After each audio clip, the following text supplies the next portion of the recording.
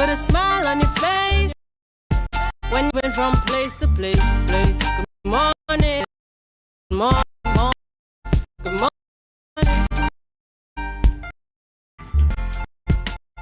Good morning and welcome to the show on Tobago Updates.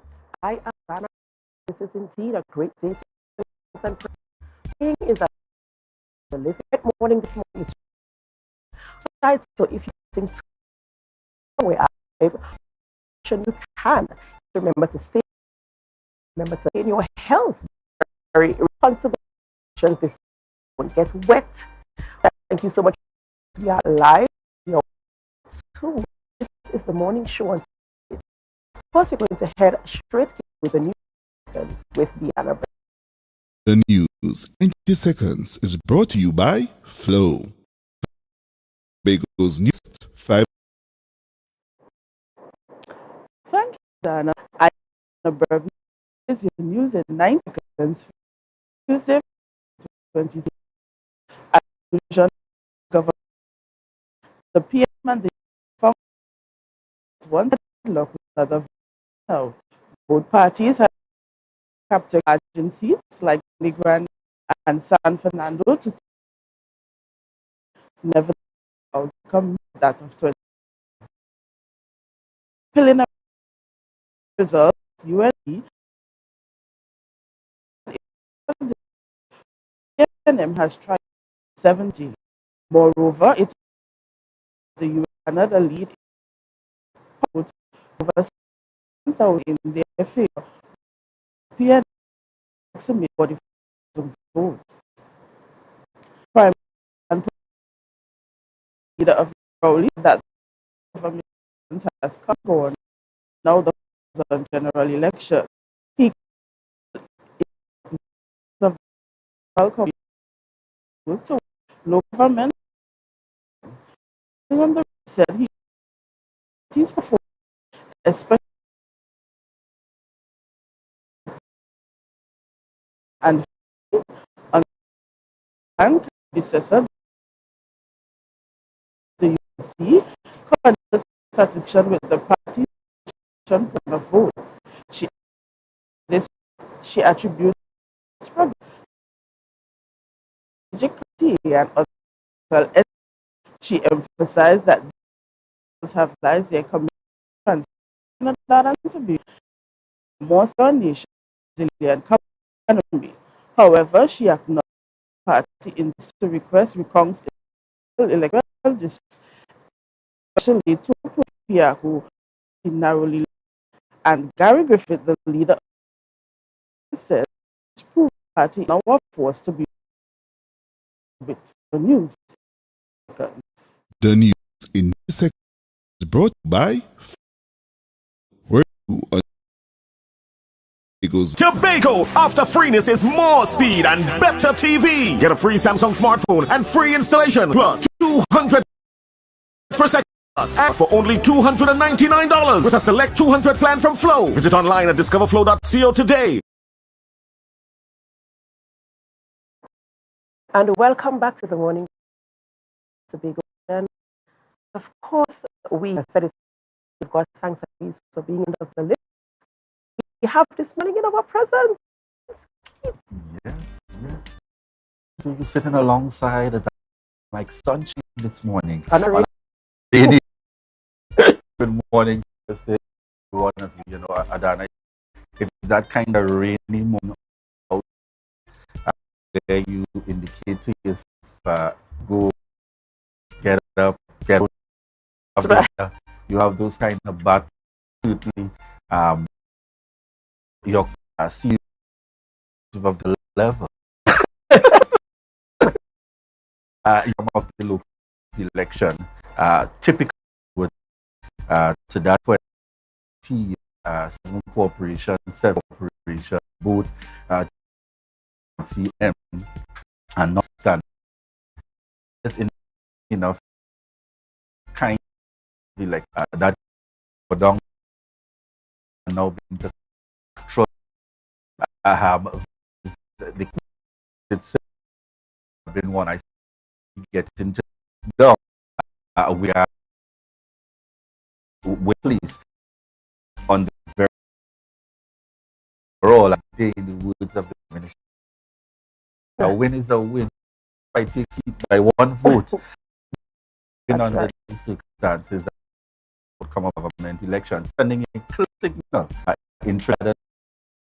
I don't know, whether good or particularly in Trinidad, remain on the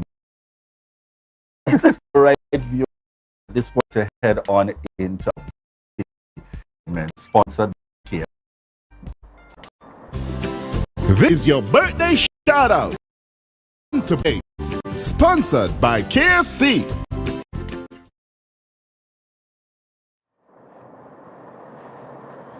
We get started on screen with Linnell Rowley. So Linnell, we want to wish you a happy birthday and indeed continued blessings. We trust that you enjoy the celebrations coming from the entire Tobago Updates family. Himself, Mr. Delbert Edward, and we wish you a very birthday, rainy day, have a beautiful birthday, which was a good time, enjoying God's blessings and another year in the land of the. And on screen, we have Patricia Richards. Good morning, Patricia. We want to wish Patricia a happy birthday and indeed continued blessing. We trust that you continue to enjoy the celebrations. And I know Patricia probably started since over the weekend, enjoying these celebrations. So we want to wish you a happy birthday. This is your birthday shots on dates by KFC. The Zinger Sandwich, the KFC Crispy Barbecue Burger,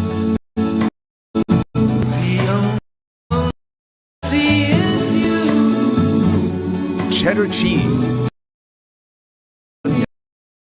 Kentucky Fried Chicken, and the ready level of flavor.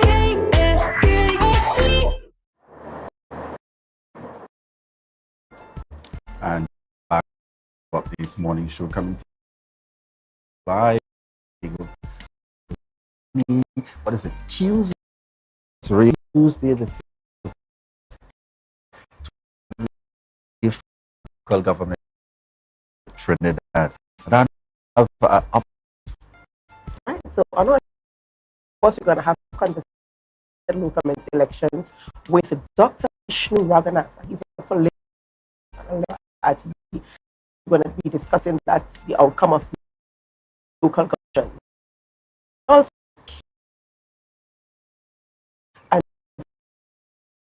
in the department here, as Darren Henry and a service department, natural resources and forestry. They'll be talking about farmers, conservation. We'll also be dealing with the concept, right? We're talking about impact, behavior, and that's what morning, but things that are available to in our society. Certainly.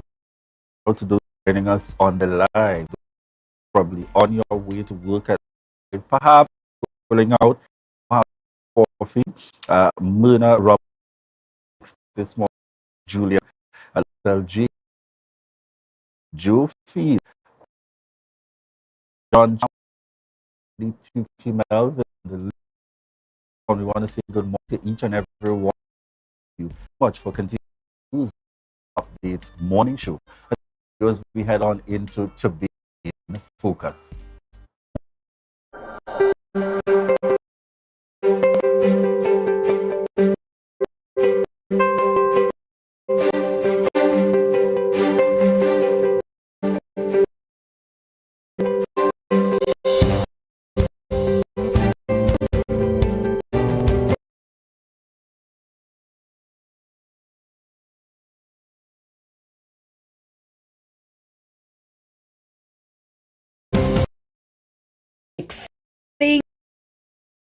In Tobago, in the Sport in Education Unit, Division of Education, this aims primary school students various the school year at their is responsible for these skills. Sport youth officer Dan and Ashal explained 80% of the 40 to primary schools participate at the schools level.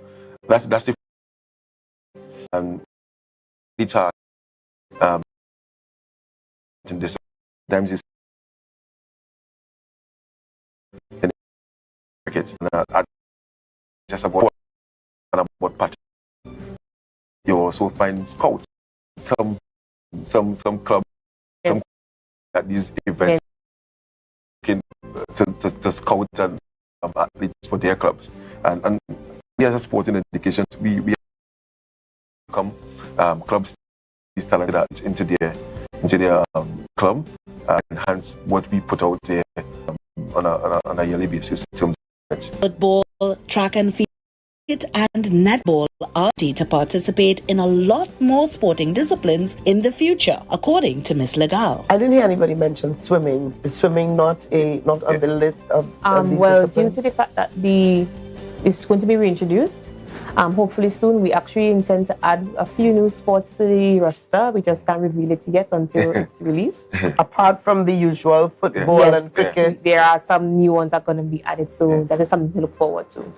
And I think widening the gap here, widening the play field for our young players. Let's give them different opportunities. The United Nations Rights of the Child specifies the right to play and recreation, and many children have taken their newfound love of sport to gain success on the club level, representing Trinidad and Tobago on national teams, and even attaining scholarships. The Sport and Education Unit assures that no child within the Tobago educational system will be left behind.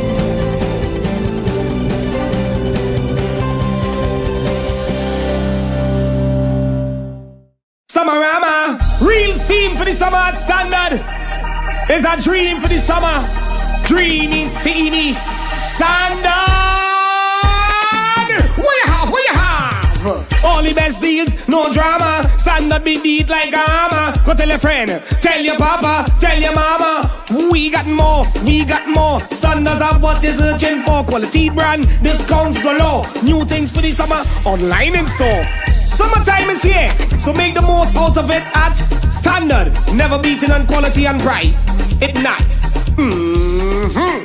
Are you looking for a place for your loved ones? Heavenly Care welcomes you. Located at Northside Road opposite Massey Motors, we offer a variety of services. These include doctor visitations, social activities, geriatric care, and much more. Contact us at 277-9595 or visit us at Northside Road opposite Massey Motors. At Heavenly Care, compassion is at the heart of all care.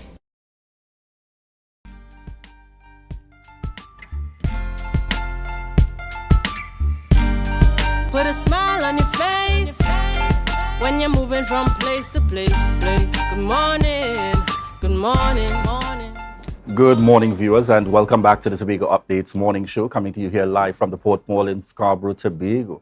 Yes, folks, in case you are still on the inside, but you got to get out for work, now would be the time to ensure that you're up and getting ready and doing what is required in preparation to head on out, even on a rainy morning. No, it's not a weekend, even on a rainy morning. All right, at this point, we're prepared to head on in to our first interview this morning. We have with us Dr. Bishnu Raghunath, and he's a political scientist and a lecturer at the University of the West Indies, and we're speaking local government elections breakdown. Good morning to you. Good morning. Good morning to you. Good morning. Excellent. All right, hearing you loud and clear. Well, we get started. Yesterday would have been the local government elections that took place there in Trinidad. And we saw where, let's start by chatting in relation to the corporations and persons making the determination that the results, as far as the statistics show, appear to be exact in the context of corporations that would have gone to the respective parties. All right, we have just a little bit of connection there, but this morning we're chatting local government elections. And joining us will be Dr. Bishnu Raghunath as we speak about the recently concluded local government elections. All right, viewers, at this point, we go to a quick break. So we take the opportunity to remind you to share the live, share the live, share the live.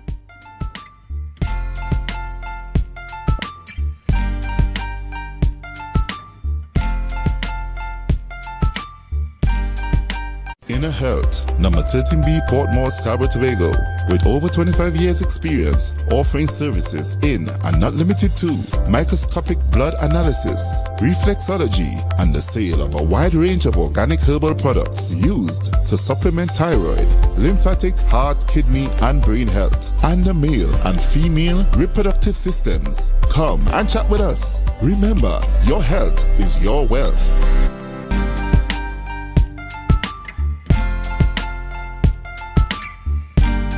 Put a smile on your face when you're moving from place to place. Good morning, good morning, morning. Good morning, viewers, and welcome back to the Tobago Updates morning show. On with us this morning in this first segment, we have Dr. Bishnu Raghunath joining us as we speak local government elections, which took place yesterday in Trinidad. Good morning to you. Good morning. All right, excellent. As we get the conversation started, the first area I wanted to touch on, were you at all surprised by what was the eventual outcome from the standpoint of winning corporations? And we're starting on a larger scale first with the 7-7, similar to that of the 2019 result when the last local government elections would have been held? Absolutely not. This was expected. The 7-7 was expected. It was a push for the UNC to say that they were going to take the San Fernando Corporation, but beyond that,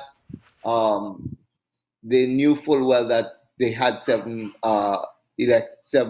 municipalities in the bag, and the PNM, on the other hand, did not seem to have been able to excite the population, so it could not have changed anything more than what it was.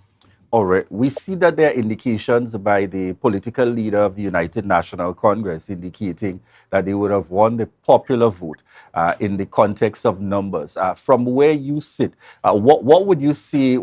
Is that a signal being sent by the population, or at the end of the day, in the words of the Prime Minister, a win is a win? You know, whether it is by 1 vote, it is by 10 votes, 100, at the end of the day, a win is a win. Your thoughts?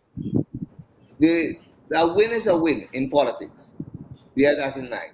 However, in this election, there were no winners, as far as I'm concerned.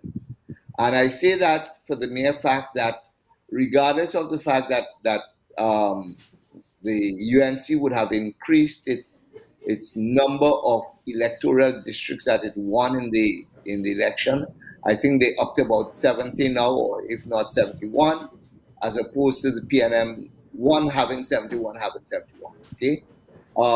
And what it meant for the UNC is simply that they have increased their numbers from 67 in the last election to 70. Let's leave it at 70.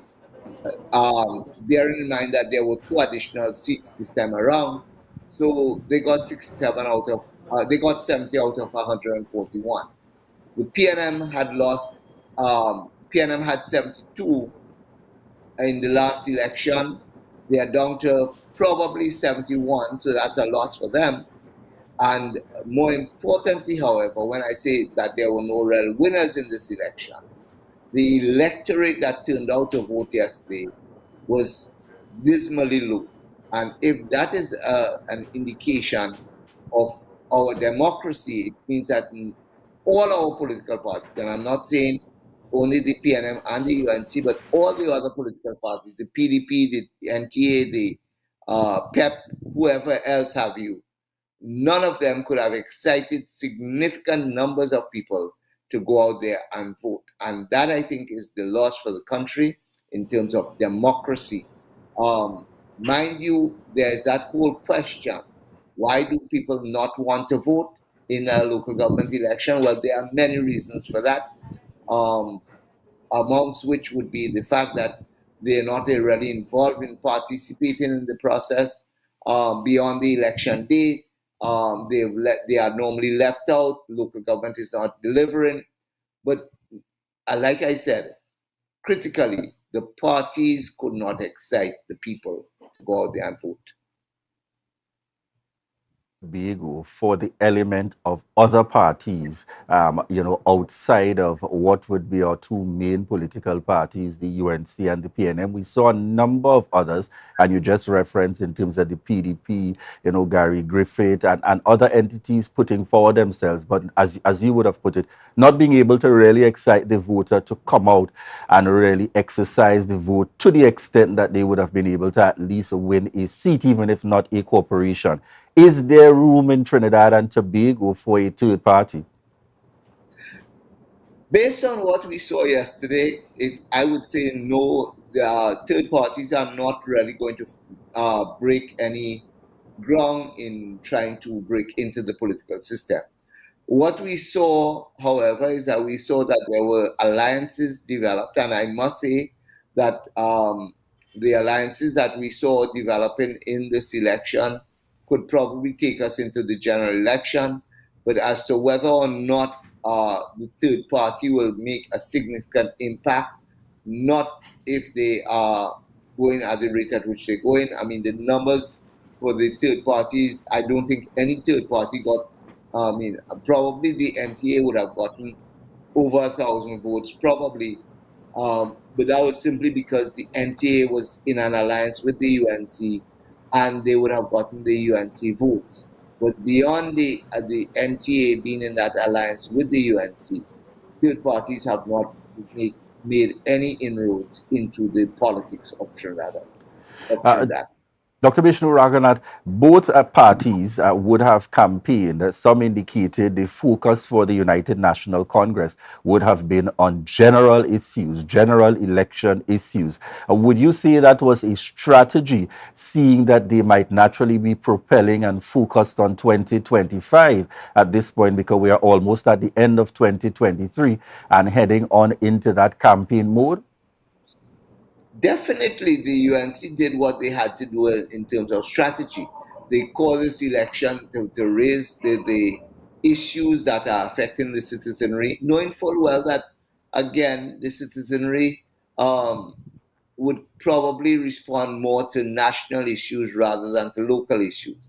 One of the things we saw on in this election campaign was that not much emphasis was given to the local government candidates themselves on all the platforms. Who were doing the major speaking?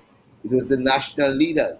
And I mean, once you start talking about national leaders doing the campaigning, then it's not not local issues. The PNM recognizing the challenge that the uphill challenge they face, attempted to talk about local government reform. I, however, knew, and for those of us who were able to follow what was going on, what the PNM did in terms of focusing on the local government reform was trying to take from the population, or trying to give the population false hope that reform is coming. Reform was not going to be coming and is not going to be coming to the extent that people were led to believe. So let me give you a simple example. In the PNM has always said, or has been saying, that we're going to make local government that similar to the THA in Tobago. In other words, councillors would now become members of an executive council. But when this election was called, there was no inclination or no direction from the PNM, from the government, not the PNM, from the government per se, that councillors, when they are getting nominated, will become full-time councillors. And to that extent, you cannot simply hire somebody on a part-time basis and expect them that a year or 2 years later, you'll tell them they're full-time.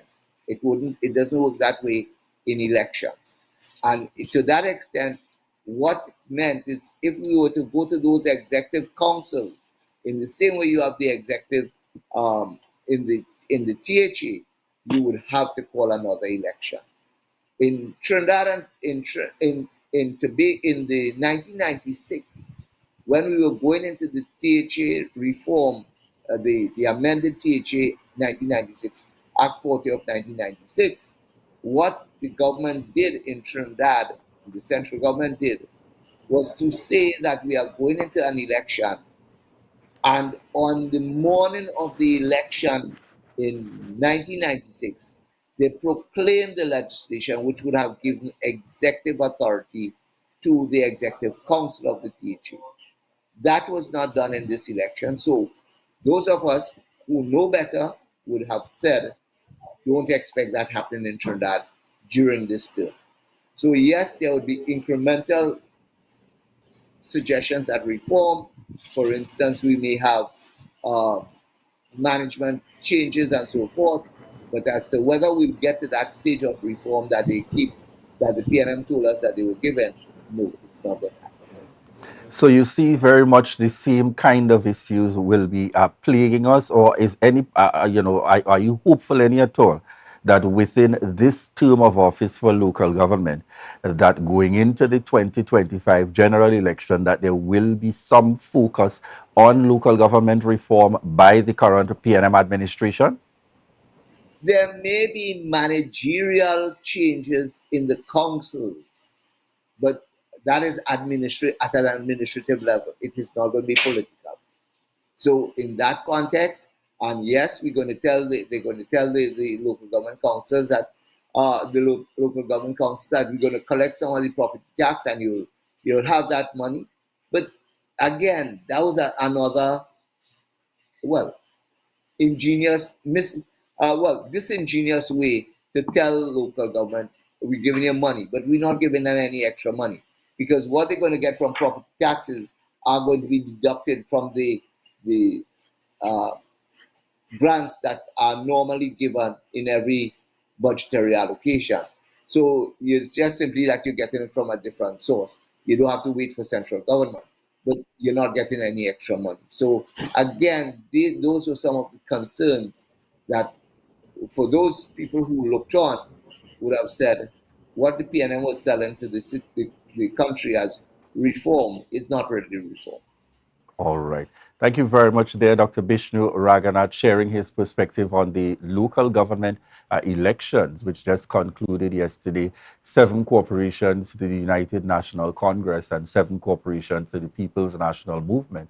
Basically, the results remaining the same. And in the words of Dr. Bishnu Raghunath, no one really won, because everything remained the same in terms of the status quo for the corporations that are still controlled by the UNC and still controlled by the People's National Movement. Thank you very much for joining us here this morning on the Tobago Updates morning show to give us that perspective in relation to local government elections. Viewers, at this point, we're preparing to head on into our next interview, where we'll be speaking on the topic of farmers' public consultation, speaking with representatives from the Department of Agriculture and Natural Resources and Forestry. So we remind you that this is your opportunity to share the live, share the live, share the live.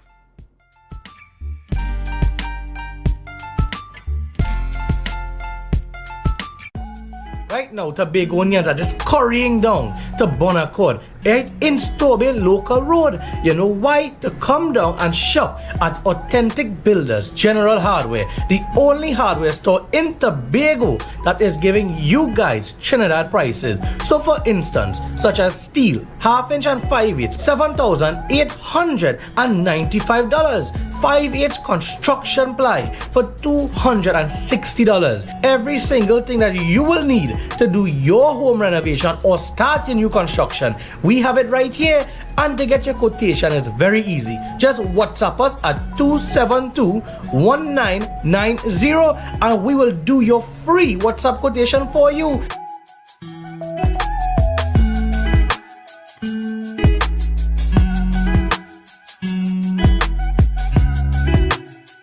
Are you flood ready?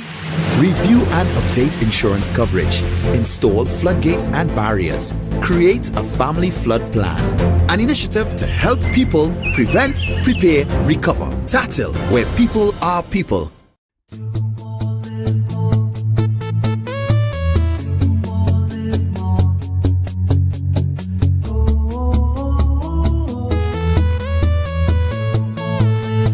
This is how it's gonna go. They better look up below, 'cause this is your show, and everybody's gonna know. Say it to them once again. They better look up below.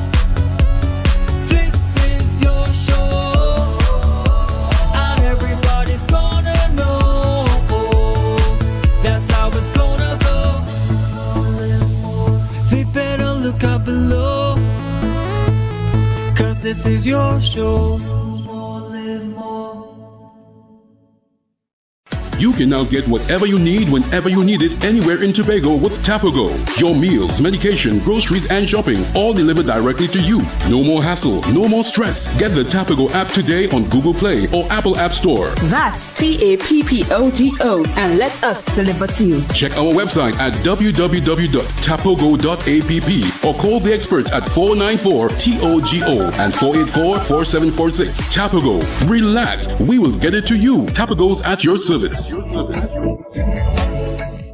Tobago Glass Supplies has been a leading name for over 37 years in the glass and aluminum market in Tobago. We provide an extensive range of high-quality, innovative aluminum and glass products for commercial and residential use. Competitive prices with superior and professional services by committed employees who are guided by rigid quality standards. Tobago Glass Supplies specializes in the manufacture and installation of glass and aluminum products that are essential to today's homeowners and the business environment. We are engaged in marketing, sales, and installation of a variety of products. These ranges from windows and doors to necessities such as mirrors for homes and vehicles, designed and manufactured in-house or imported.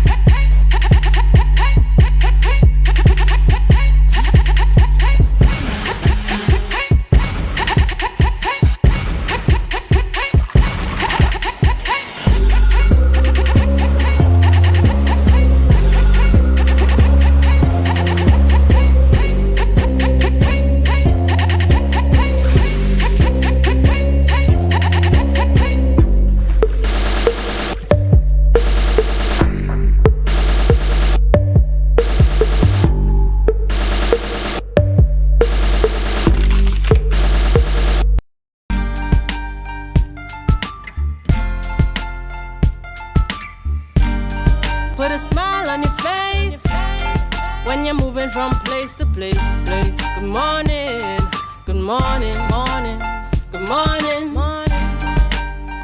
Welcome back to the morning show on Tobago Updates Television. I am Adana Kumbi, and yes, my green blazer is hopes that we'll see sunshine today on this rainy day. In studio is our guests, and they're going to be talking about a farmers' public consultation. We have with us Casey Marie Boucher-Kuhn and Darren Henry. They are both representatives from the Department of Agriculture and the Department of Natural Resources and Forestry. Good morning, guys, and welcome to our program. Good morning, I. Right, it's a good thing to have you guys here. We know, especially during the rainy season, farmers have a lot of challenges, with both crop and livestock. And so there's going to be a farmers' public consultation, and I'm sure you will be speaking about some of the issues that are relevant to the proper care of your stock, your livestock, and your crops. Yes. So actually, we know that there's a challenge in terms of wildlife pests on farmers. There are conflicts. So what we're trying to do is to find solutions. There's no one solution to the challenge that we face. So we decided to have meet with the farmers and have us share our ideas, share their ideas, so we can work together to solve some of the challenges that that the farmers face and we face also. So on the 22nd of August at the Scarborough Library, we invited farmers, environmentalists, and just general members of the public to come out to the consultation at 6 p.m. on the 22nd of August. there'll be one held on the 29th of August at the Louisdon Multipurpose or Betsio Multipurpose Facility. And on the 5th of September, there's one being held at the Castara Multipurpose or Community Center. And that, of course, is to cover the farmers on the wider broad spectrum of Tobago. Yes. Right? And of course, you said there are some challenges which include insects and stuff like that, right? So tell us some more of the challenges that they face. Well, we're here to cover, we're dealing with bird pests and mammal pests. And this, my co-worker here, we're going to focus on more of those that affect from the agriculture perspective. I'll treat to the forestry perspective and she's dealing with the agriculture perspective. All right. So let's get straight into it. Okay, so good morning, everyone.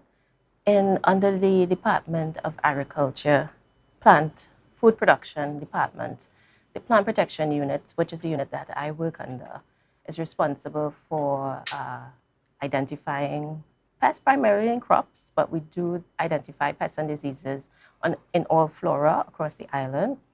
So we'll be focusing on the pernicious pests that are prevalent during the rainy season in Tobago.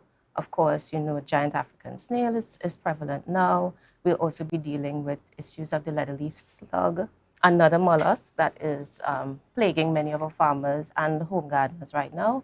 And they will have the opportunity to bring to the fore some of the other things that they're seeing that probably have not reached our air just yet. So the consultation will allow farmers to raise issues that we may not have seen yet, and for us to guide them as to how they manage these pests.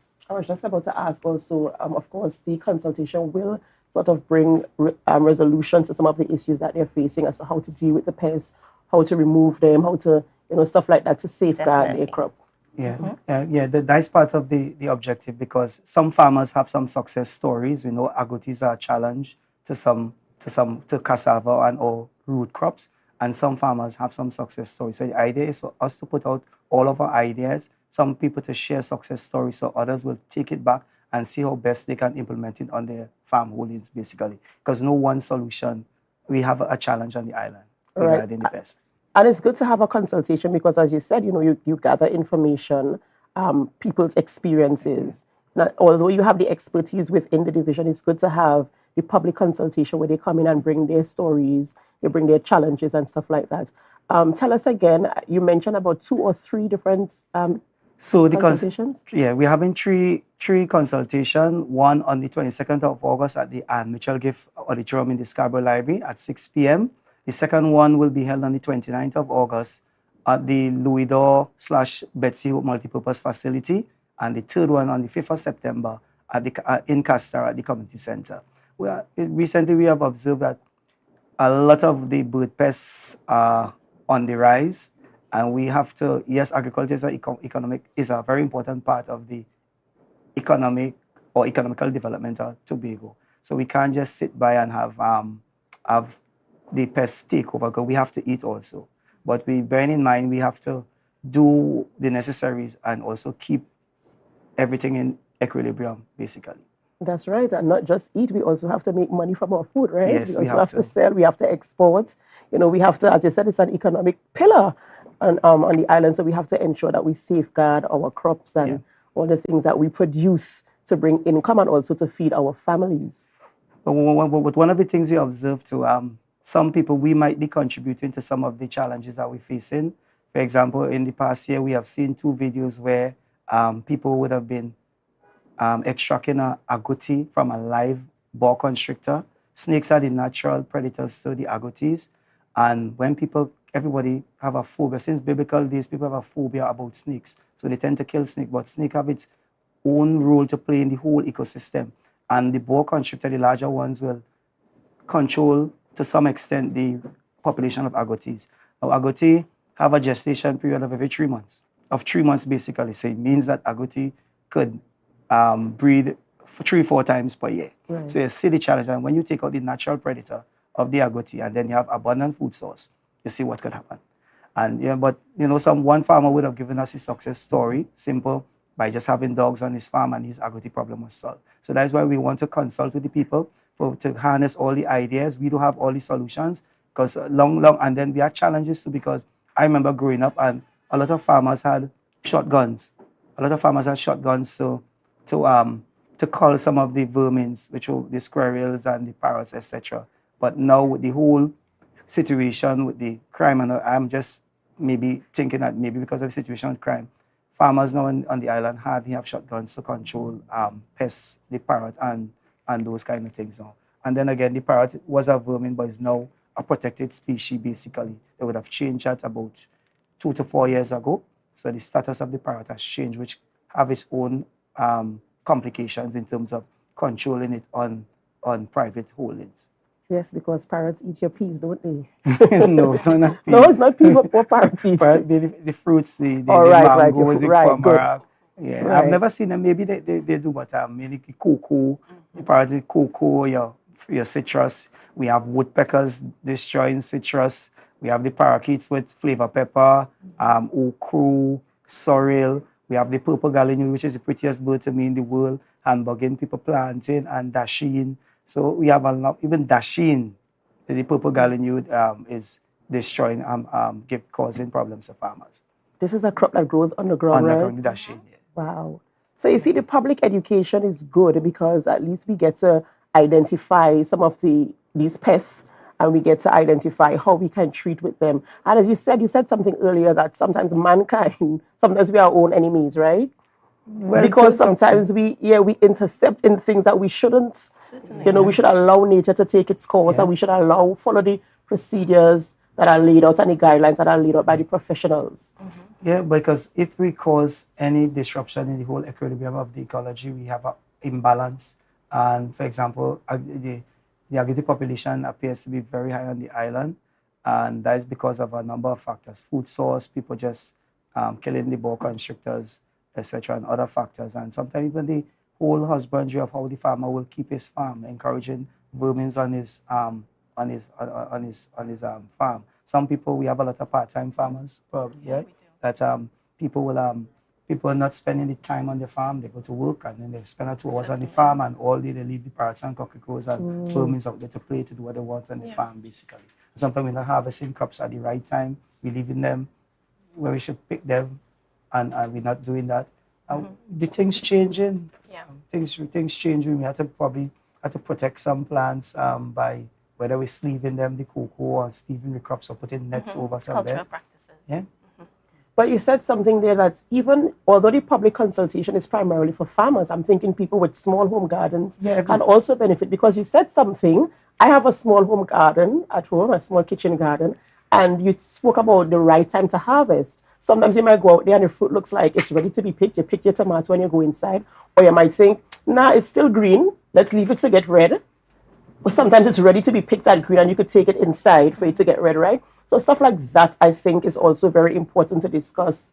And I think that the average person who wants to run a kitchen garden can benefit from some of the information that you will be speaking about at the public consultation, and not just strictly for farmers only. Am I correct? Well, the consultation is not only for farmers, it's for environmentalists, any general member of the public who have an interest in, because almost everybody in Tobago have a kitchen garden. Yeah. That's right, that's right. The consultation would include all persons interested in crop husbandry. It's far-reaching. It's far-reaching because we're talking about the macro pests, which would be the large, the mammals, the birds, etc. And then we'll also be looking at those smaller pests, including insects, mollusks, etc. Anything that feeds on plant material. I know, and these slugs, they are so annoying, especially in the rainy season. You see them coming out. I have some peppers growing, and they will not leave my peppers alone. And the black caterpillar, I've seen recently a black caterpillar devoured my celery. So I for sure, I encourage people to come out to the public consultation to hear what is being said, to hear your views, also to bring your experiences as well as we discuss things pertaining to crops. Yeah. And what I must reiterate, Darren would have spoken about it a little while ago, sanitation. Most people with pest issues fail to realize how important keeping the area clean, free of excess overgrowth, bushy overgrowth, excessive weeds. Those things harbor pests of all types, right? Because they have area for breeding and multiplication. So you have to keep your growing areas clean and free of bush essentially. So we also have a responsibility to ensure that our environment is clean and that we provide a clean environment, a safe environment for our crops to grow and to thrive as well. Is there anything else you want to tell all of you in our listening public before we wrap this interview this morning? Well, I just want to encourage people to come out to the consultation, come air your views. There's no one solution to the problem. We are all Tobagonians, we are all in it together, and we need to solve some of the challenges we face being faced by farmers across in Trinidad. So we have our own unique species. Some of the yagoti is not a problem to farmers in Trinidad, it's a problem here. The parrot is now moved from a vermin to a normal game species, and that is affecting us here in Tobago. So we just want people to come out, share their views, and so we can move forward, get the whole agriculture sector developed and properly managed.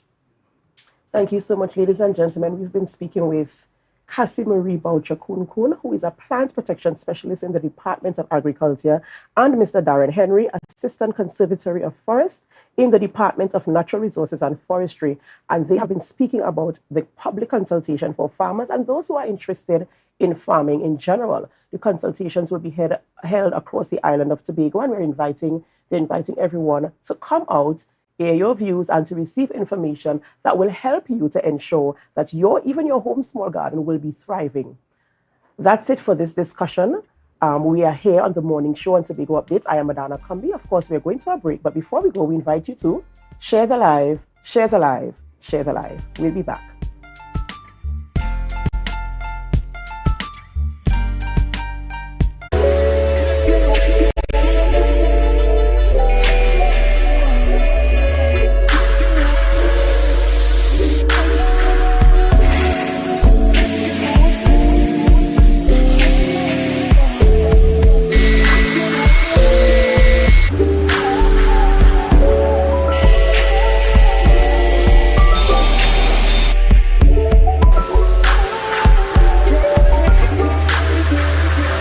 Jimmy's Holiday Resorts has 1, 2, and 3 bedroom, fully self-contained apartments located at the heart of Crown Point. Minutes walk to the popular beaches, restaurants, bars, and the airport. Enjoy our amazing amenities such as fully equipped apartments, complete with Wi-Fi, AC, TV, and a pool, and a mini-mart on the compound. Call 639-8292 or 8929. Jimmy's Holiday Resorts is your family's home away from home. Are you flood ready? Recycle and properly dispose of large waste. Avoid sweeping yard clippings or trash into drains. Plant trees to avoid soil erosion. An initiative to help people prevent, prepare, recover. TATIL, where people are people. MI4 Security Services Company is the most advanced security service in Tobago. Ask about our cash and transit service. It's safe, risk-free, reliable, and timely. We provide safe banking delivery for all business types and sizes with highly trained staff, 24/7 monitoring, coordinated emergency response, and a well-maintained fleet of armored vehicles. Contact us at 660-7723 or visit our website at www.mi4securitytt.com to sign up today. October will never be better with Tobago Carnival fever.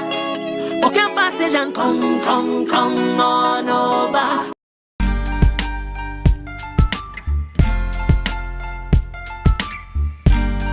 Put a smile on your face when you're moving from place to place. Good morning, good morning, morning, good morning, morning.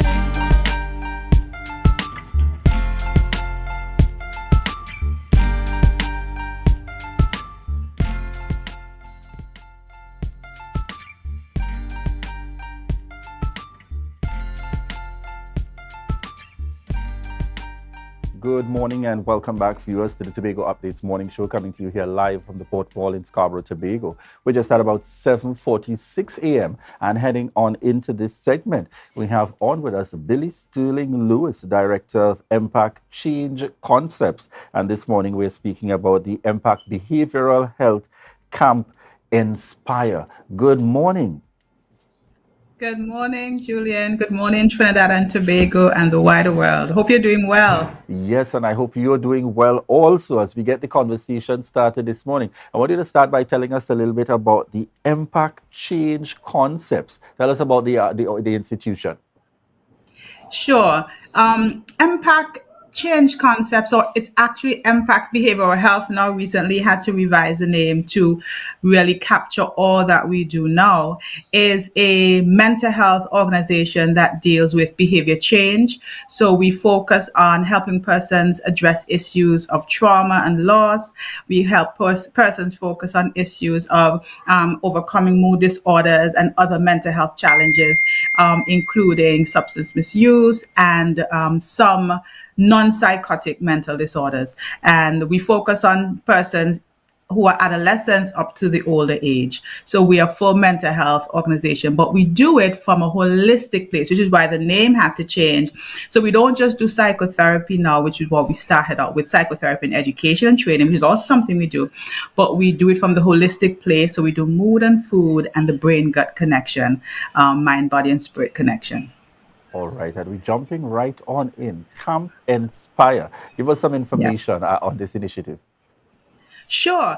Camp Inspire, this is no in, it's not inspire. We're inspiring them. So it is nurturing. So Inspire is an acronym that stands for nurturing the spiritual, psychological, intellectual, relational, emotional aspects of our youth. When I said it the first time, my son was like, that is so long. It is long. But what we want to do is to nurture the holistic, is a lot of our young people are dealing with challenges that are manifesting in homes, in schools. We're getting ready to go back to school. One of the reasons we put it so late after all the fun camps are over, we wanted to have our young people's minds a little bit more stable and ready to go back to school. What we find, a lot of our young people are facing anxiety, depression, anger issues. A lot of them are dealing with ADHD. And many of our systems are not equipped in the everyday school system to tackle these issues and teach them effectively. And so what we want to do is to increase the child's mental health IQ and their parents also as best as we can. We won't do as much with the parents this time face to face, but virtually, so that they can understand that they have tools that they can use and learn and use to manage any flare-ups that they may have, whether it's anger, feeling depressed, if they get bullied, making them competent young people to manage their mental health challenges. That's a general aim of the camp. Would you say that the hope is ultimately when we target the children, trying to Mhm. make that eventual change and that greater level of consciousness in our society? Because I feel like mental health is something we have only in more recent times begun to pay closer attention to in recognizing, oh my God, this can actually impact my day-to-day life. Is that now Mhm. critical from the earliest possible stage? And what would you say is an ideal starting point to begin to discuss things like even mental health issues affecting our children? Yeah, it is necessary for us to progress well, and the earlier you start, the better. One of the things I will say is that we have to professionally use these terms like mental health, mental illnesses. But the truth is, we start early when we nurture and we raise well adjusted children. So, the way our parents raised us as people who were able to understand, recognize, communicate, interact, be forgiving, that was mental health and wellness. It is just that it's not so popular now because life has changed. And because of the external pressures, it is becoming a little bit more difficult for people to cope. So the earliest we can get a child to understand that when you feel angry, it's not bad, but we can learn how to express that anger. That is mental health right there. And that can happen as early as 2. So when we talk about the terrible tools, even changing our own language and how we interact with them, it becomes necessary. Now, if they didn't get that early and they come into, early years of 7, 8, 9, 10, even to the adolescent years and even adults, because what we also see that a lot of our mental health issues that are diagnosed begin in adolescence. So if we can get them in these early years to begin to understand those key things and also to have the skills and the support, knowing that they're not alone, it will make a big difference when they get into adulthood. Because you know what? Life happens, and life is not going to stop happening until life is no longer happening, right? So if we teach them now, we give them a better chance for survival. And the earlier we start, the better the outcome will be. All right. So we know the target is our students 12 to 17 years. Remind us of the dates, where will this be taking place, and the registration process. Sure. So the camp will take place at Lambo Community Center, so up in Lambo, very specific for that purpose because we have a lot of psychotherapy techniques that we have to teach the young people. And it will happen on the 21st of August to the 25th. So it is your last lap, young people and parents. It is your last lap for before you get back into school. Sessions will start at 9 a.m. And it's not just going to be a sit down and talk. It will be very much an experiential camp to teach the children the tools. A meal will be provided there. We'll be also teaching them how to focus on feeding the brain to support their mental health. So it'll be an all-around camp. Persons who want to register, you can go on the Facebook or send me a WhatsApp message, 294-3444. The link is on email or on Facebook, on the social media handles, Instagram and Facebook. Also, like I said, you can WhatsApp me for the link. You could register and make the payments as is convenient for you, and we will be able to work with a young person. We also have the possibility for sponsoring a few persons because we do have some sponsor opportunities for those who really cannot afford to pay. And we know most of our people who struggle with mental health challenges and psycho-emotional issues are persons who are struggling socioeconomically too. So if you're a person with a child like that and your economic situations are not expanding past the school books and the uniforms and you want to get your child in, just reach out. We will get in contact. We will respond to you and see how we can sponsor that child. So we know the broad age group is 12 to 17. Any other components for persons that you're targeting for this program, or once you're 12 to 17, you qualify to participate? So once the child does not have any unmanaged mental health conditions, I just want to make sure that you're asking. So they cannot be a child who's on medication and non-compliant so that they're having episodes, right? So we want to have the child who is able to focus in, to learn and to interact. We may be able to, based on the issues, we will be able to deal with some of the explosions that we expect to happen at camps, but not someone who is severely mentally challenged at the moment and not under proper medical care, because we don't have the time in 5 days to do that. It was a longer situation, yes. So once the child is able to move around, now Lambo does have amenities for, I'm just thinking, for persons in wheelchairs. If the person has any special needs, they'll have to inform us of that in terms of mobility. Then we'll be able to adjust the techniques that we use to accommodate that particular child. Other than that, once the child is cognitively capable, even if they can't read very well, we can work with them because we want them to be able to get the skills to communicate with themselves and others in a mentally balanced way. So I know that the focus this time around is on the students, but can we look at also the importance of that continued support from the standpoint of parents and family, where these children have to coexist? Sure. So what we intend to do is the children who are part of the camp, we will reach out to the parents and work with them post the camp through one of the other programs that MPAC is a part of, one of the other initiatives. And that is important because we in MPAC believe that we cannot impact our children's lives properly unless we are impacting the environment as well. So the program will continue. Actually, if children in the camp need continual care in terms of psychotherapy after, we will also be able to work with them for a period of time. We would actually give about 2 months to 3 months the most based on the program allotment. So our children will get continual care after once that is found to be needed. And the parents also will be able to interact with us even with one-on-one, and we do have planned some groups as well, but it will be more virtual after the camp. The other idea is to continue the camp every at least twice a year. So in those holiday breaks, as the children come out of school and have to go back into school, just get them resettled again mentally, emotionally to cope. All right. Your closing comments, feel free to remind us about our contact information, what's going to be happening, where it's going to be happening, and the dates to remind our viewing audience in terms of getting involved and getting their children involved. Yes, so parents, grandparents, uncles, aunties, Camp Inspire is happening, and that is for our young people 12 to 17 years old. And the camp will be held at the Lambo Multipurpose Center, 21st of August to the 25th, just 5 days, but we'll be able to capture a lot in those 5 days. We start at 9 a.m., 9 to 2. The children will be able to have psychoeducation and experiential therapy happening, including group therapy, and we'll be able to continue to work with them. You want to get in contact with us, you want to register, go on Facebook, go on Instagram, look for Impact Change Concepts. That's our handle on the social media, or you can reach out to me by WhatsApp at 294-3444. That's 294-3444. I will respond, I will send you the link, and you can register your child. All right. And, I must say, in closing the interview, do send our greetings, Ria and the entire team, Pastor Nevin Lewis and the entire family. And we look forward to having you here on the island, continuing to make that significant contribution in your field as you continue to do the good work. So thank you so much again for joining us here on set this morning. Billy Sterling Lewis, the Director of Impact Change Concepts. And there's that opportunity for Camp Inspire that will be taking place here in this latter part of August, from August the 23rd. You have the opportunity to connect and to register. This is your opportunity out there, students 12 to 17. Feel free to check out the social media or the telephone contact that would have been given out. Viewers, we want to thank you so much for continuing to choose the Tobago Updates morning show.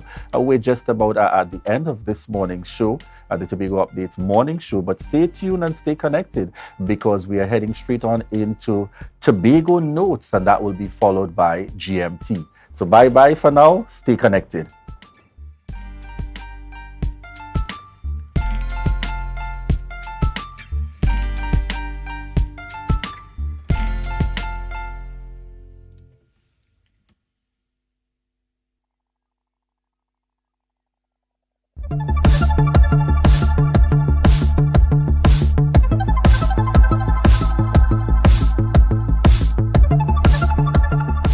The Lake-Oto folktales and superstitions has always been a major highlight of the Tobago Heritage Festival.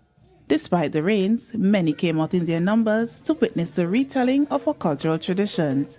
This year's presentation, titled The Duke of Lake-Oto, Crave All, Lose All, was presented by the Lake-Oto Close Connection Cultural Club.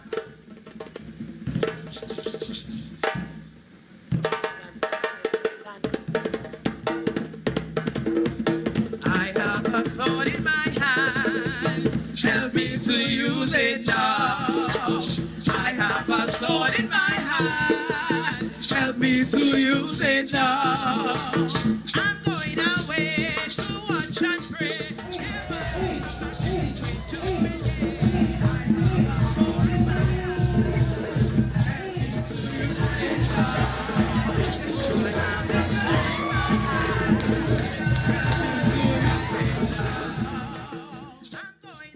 I'm really enjoying the show. It really brings back the feeling of the community. It is a good cultural show. I brought some friends here who's also experiencing it for the first time, and they're having a spectacular time. I would say that I am definitely enjoying the production tonight. You have a little bit of drama, you have the we twang.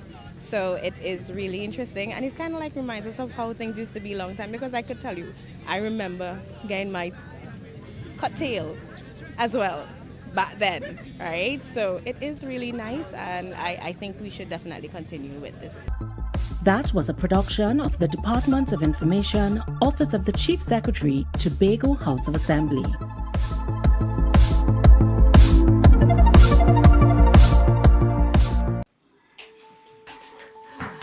Yes, be careful.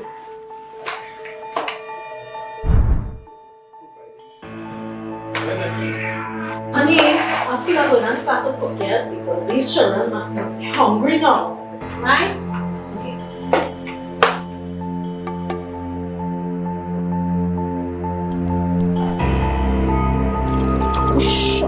Oh.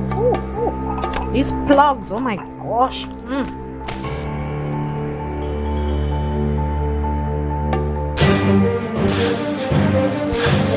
Hey, we just, hey, come from there, come from there. What's going on in here?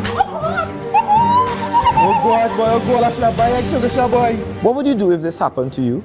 Dial 990 in case of fire emergencies and always have a serviceable fire extinguisher ready and available at all times. Yeah. Hey. Tobago updates. Good morning, Tobago. Wake up with Candace and Denicia. Let's go. Welcome to Good Morning Tobago on Tobago Updates, your source for current affairs in Tobago, Trinidad, and the region. With the perfect conversations to complement your morning routine, I am Candace Jackson, and let's get started with the news in 90 seconds. The news in 90 seconds is brought to you by Flow, working for you on Tobago's newest fiber network. At the conclusion of the local government elections, the PNM and the UNC found themselves once again in a deadlock, with another low voter turnout. Both parties aim to capture crucial marginal seats like Sandrigandi and San Fernando to tip the balance in their direction. Nevertheless, the outcome mirrored that of 2019. Preliminary results, however, suggested that the UNC has secured victory in 71 electoral districts, while the PNM triumphed in 70. Moreover, it appears that the UNC has garnered a lead in the popular vote with over 71,000 in their favor, whereas the PNM won approximately 45,000 votes. Meanwhile, Prime Minister and political leader of the PNM, Dr. Keith Rowley, said that local government elections have come and gone, and now the focus is now on the general elections. He called on all elected representatives of municipal corporations to work towards local government reform. He reflecting on the results, he said he was proud of the party's performance, especially being able to pick up a seat in the Princestown Municipal Corporation. And on the other hand, Kamala Pasabi-Sessa, the opposition leader and political leader of the UNC, conveyed her satisfaction with the party's expanded portion of votes. She attributed this progress to strategic collaborations with the NTA and other political entities. She emphasized that these results have revitalized their commitment to transforming Trinidad and Tobago into a more secure nation with a resilient economy.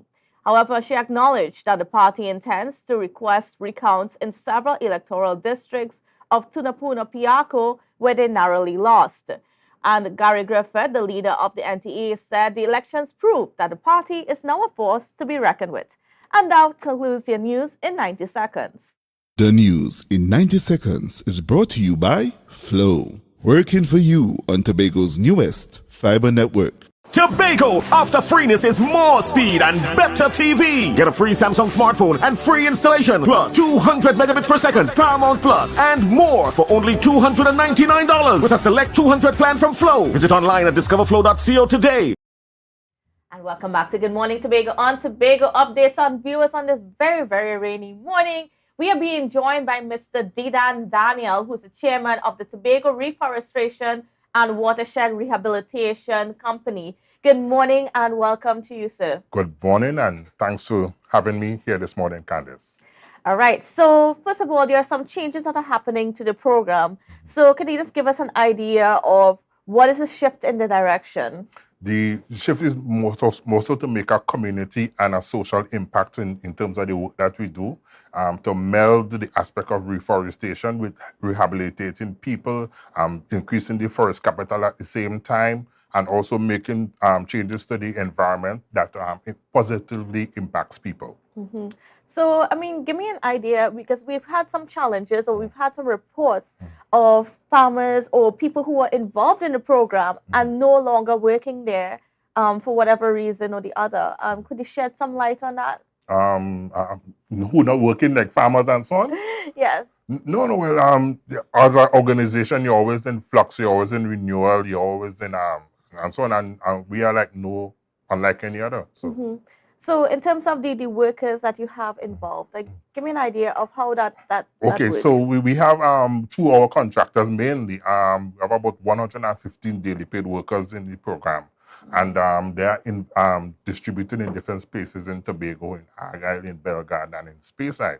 And they work with us in order to increase the forest capital as the company is mandated to do. So that would include things like trail development, reforestation efforts, and so on. Some agroforestry, which we are kind of getting out of a bit, but more so to focus on how we could help to conserve the environment and generally increase forest capital.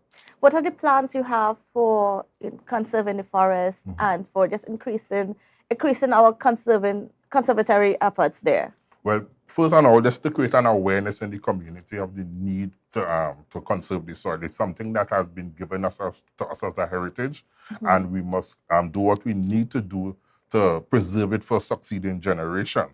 In fact, that is their realest, most tangible inheritance, right? And we should treat it with a certain type of reverence in terms of how we protect the environment. So that would include for deforested areas to replant it with trees to conserve the soil, to protect the environment generally, to maintain the ecosystem, to promote life, right? So we have that duty as human beings for our succeeding generation. So to do those things basically. So and how can people get involved or to be part of the efforts? Well, different community organizations partner with us from time to time. We have had partnerships with Pigeon Point Heritage Park, Magdalena Resort. We are, in fact, I should mention that we have in a collaboration with the Hike and Plant Committee out of Trinidad, and we expect next month, on the 16th of next month, to have an influx of Trinidadians, about 200 or so, who will be coming to a location, and we basically just hiking and planting trees. So you're melding recreation with reforestation effort. We also have upcoming initiatives where we working with different community organizations to basically plant trees. TTAL is one of those organizations that's coming on board. We always work with Environmental Tobago and any other organization in the NGO space who shares the vision of really protecting the environment and increasing forest capital to partner with us. And then in terms of the trees themselves that you guys are going to be replanting, is there any drive to sort of revive? Because I know over time we have lost some of our vegetation in the forest. Yes. Are we trying to gain back some of what we've lost with the replanting of trees? Well, certainly, because one of our strategic efforts is to establish a nursery that would help in that. Or to upgrade the operations of existing nurseries that are going to help in creating the plants to be replacing in the trees. And that has a lot of impacts, let's say in agriculture. If we have certain trees in the forest area, it will keep the parrots and so on in the area and the agoutis and so on where they are, so they won't have influx in farmers' holdings and so on. And that has a really demoralizing impact on agriculture. So things like that should have that type of social impact. So of course, you can't just plant any type of tree any place, right? So you need to be very selective of the species, that it will be supported by the existing ecosystem and these kind of things. So it's a technical, data-driven information approach to what we do. I know in the past, like before Hurricane Flora and so on, we had the cockrico that used to be in the forest, and now it's all over, and it is a pest. It was not a pest before, but it became a pest for the farmers. Now, as the part about you guys replanting trees and focusing, being strategic in the vegetation that you replant in the forest. Part of that is that to bring the cockrico back into the forest. Yes, so that different species will be in their natural habitat, right? So that everybody have their space. We as humans, we live in the more built-up urban areas, and we want the animals to be in their natural habitat in the forested area. So that is why we have the duty and the responsibility to really replenish the natural environment as it is, right? And add to its conservation and regrowth, so that we have that perfect balance between living in different spaces, and everyone needs a common, because all life is important. Certainly. And then as we're talking about some of the wildlife, now what can you tell us about what we have within our forest? Well, we have the normal the trees, a lot of them endemic, the bird species that we have that are some endemic and unique to Tobago. The forest cover, we have all, and see all of that forms part of what we call the forest capital. And it provides a lot of opportunity in different spheres, in tourism, for people who are interested in bird watching, who understand in botany, medicinal plants. It provides a whole lot of opportunities, you know. So for people to engage these resources that we have, whether it's in craft, furniture making, utilizing different type of technologies, you know, there's a wealth of things that we have in our forest, and we have a responsibility again, you know, just to do the things that is necessary. And I'm honored to lead an organization that is doing its part in that whole conservation effort. Yeah. And then how are we tying that with our tourism efforts? Because, you know, I mean, the fact that we have a forest that is the oldest in the Western Hemisphere, that in and of itself is something that's quite major on the world stage. And a lot of people look towards that and come just to see that. Yeah. Well, we have done something in the past when we had the Main Ridge Fitness Challenge back in March, and it made an impact in the local tourism space by having the influx of people from all over the country coming into Tobago to nearly 325 participants to participate in. And we also had a virtual aspect of it, so persons who were able to see the site virtually, and either it's on their treadmill or their bicycle or something, have that forest experience. So it definitely has an impact on the tourism space. One of the things that we recognize in terms of needs of tourists is to have that immersion into the natural environment, and Tobago offers a unique opportunity to experience that because of how we have been able to conserve our forests for nearly 250 years. You know, the persons who really put that in place saw the vision, and it stands as an asset for us here in Tobago to cherish and to enjoy, and to invite other persons to come in and also cherish and enjoy. Okay, great. Well, we are out of time for this segment, but I want to thank you so much, Mr. Dida and Daniel, for being on with us and for giving us an update as to what's happening in our forest, one of our treasured gems here in Tobago. Yes, indeed. Thank you so much for having us. All right, great. Viewers, please don't go anywhere because we have a lot more coming up for you after the break. As the passion start to rise, the energy fill the skies. I say thanks a favor to wake up and hear me neighbor. 60,000 people strong, and the vibes is never wrong. Tobago Glass Supplies has been a leading name for over 37 years in the glass and aluminum market in Tobago. We provide an extensive range of high-quality, innovative aluminum and glass products for commercial and residential use. Competitive prices with superior and professional services by committed employees who are guided by rigid quality standards. Tobago Glass Supplies specializes in the manufacture and installation of glass and aluminum products that are essential to today's homeowners and the business environment. We are engaged in marketing, sales, and installation of a variety of products. These ranges from windows and doors to necessities such as mirrors for homes and vehicles, designed and manufactured in-house or imported.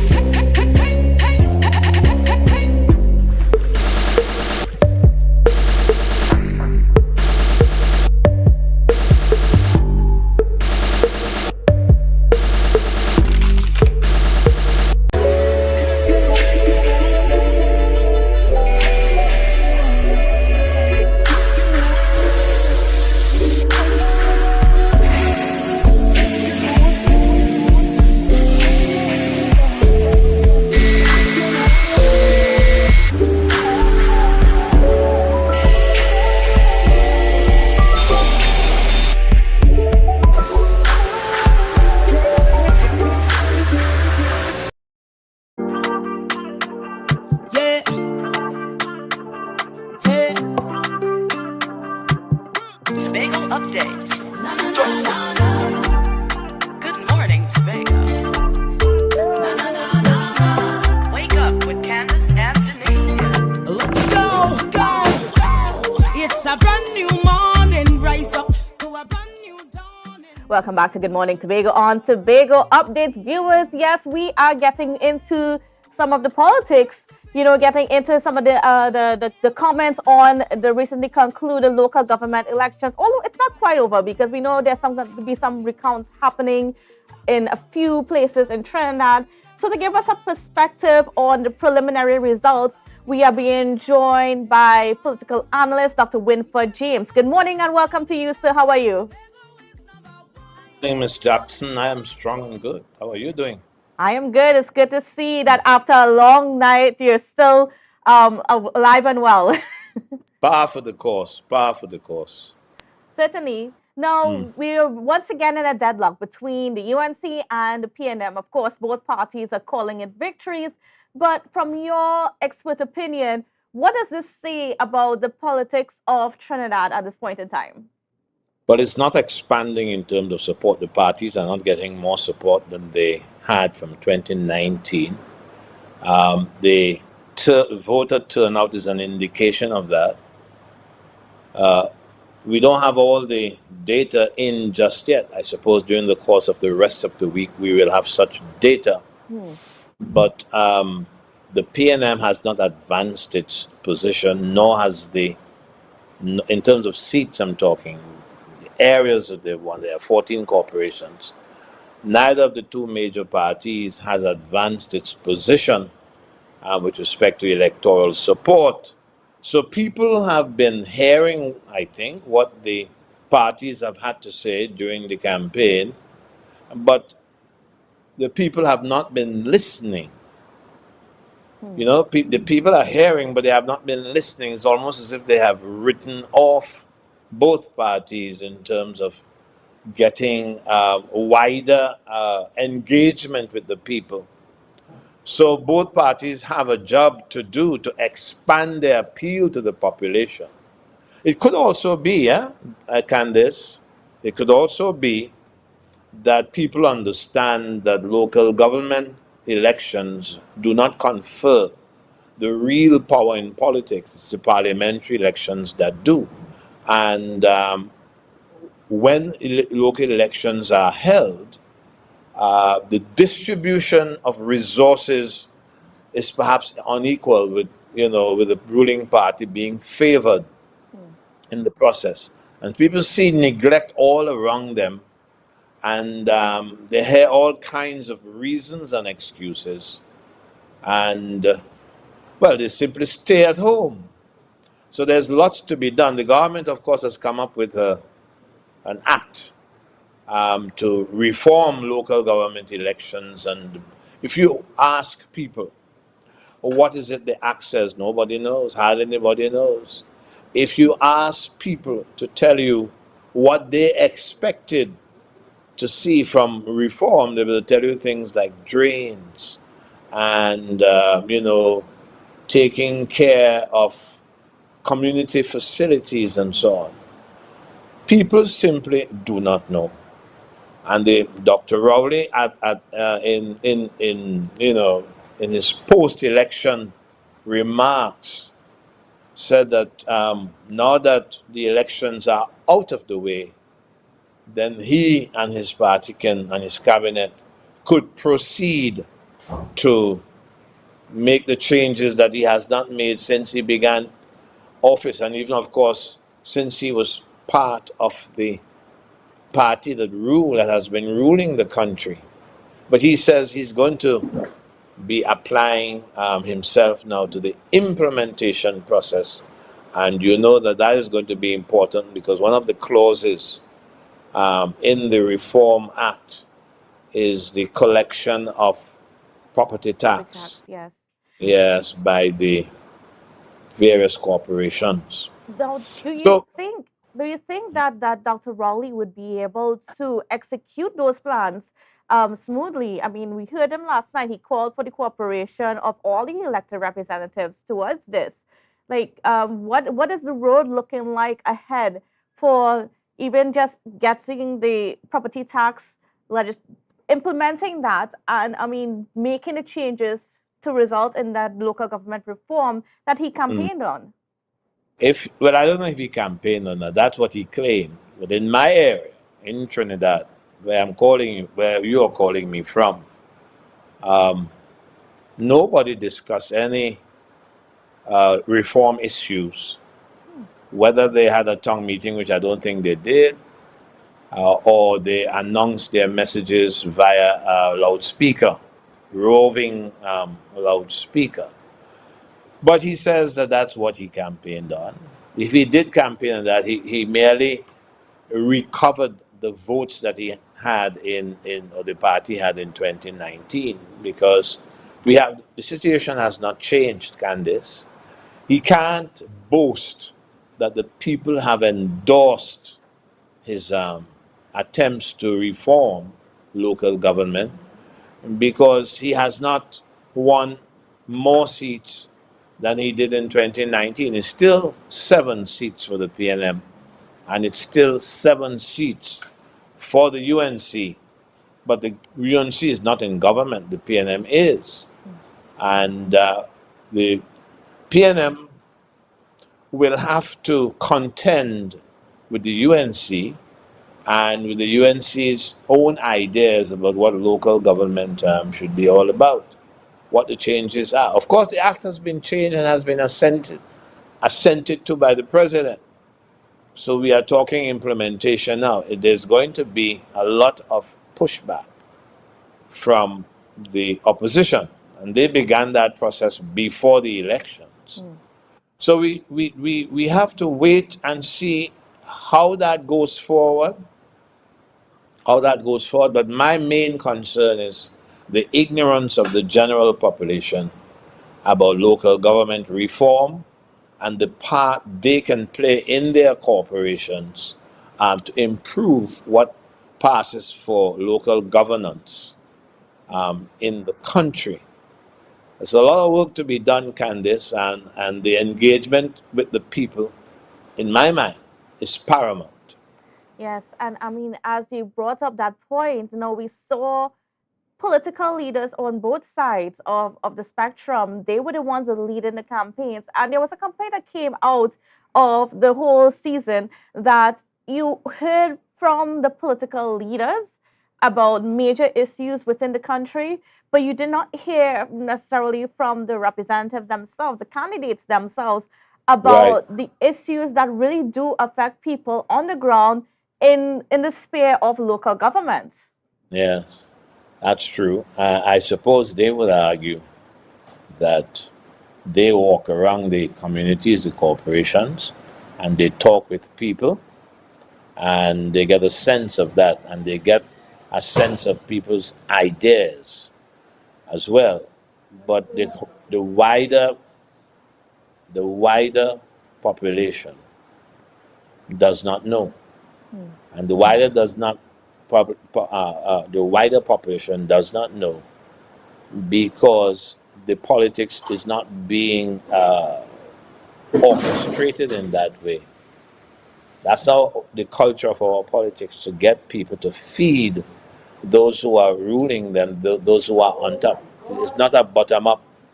It's not a bottom-up kind of situation.